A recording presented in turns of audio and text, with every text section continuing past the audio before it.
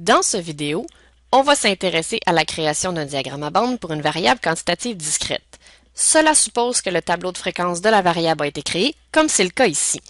Pour créer le diagramme à bâton, on va aller dans l'onglet « Insertion », la section des graphiques, sur l'icône correspondant à un histogramme. Ici, il y a du 2D et du 3D. Stratégiquement, on choisit le 2D pour que ça soit plus facile à lire et qu'il n'y ait pas de confusion au niveau de la lecture et de la lisibilité. C'est ce qu'on va choisir ici. Donc, on prend le premier.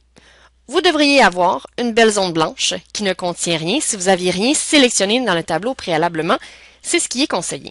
Maintenant, si on veut ajouter quelque chose dans la zone blanche pour obtenir un graphique, il faut aller sélectionner les données. Donc, section outils de graphique, création, le bouton sélectionner les données.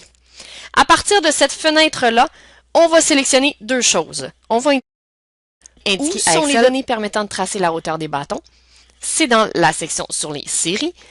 Et on va aller indiquer à Excel où sont nos étiquettes, donc ce qui va aller au niveau de la graduation de l'axe horizontal sous les bâtons. La première chose, la série de données. On va aller ajouter une série. Le nom de la série, c'est ce qui s'en va dans la légende.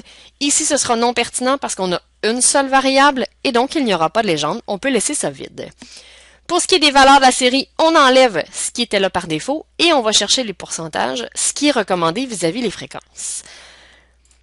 À cette étape-ci, on a des bâtons, on a une graduation verticale potentiellement intéressante et on a une graduation horizontale qui commence à 1 jusqu'à 6 par défaut.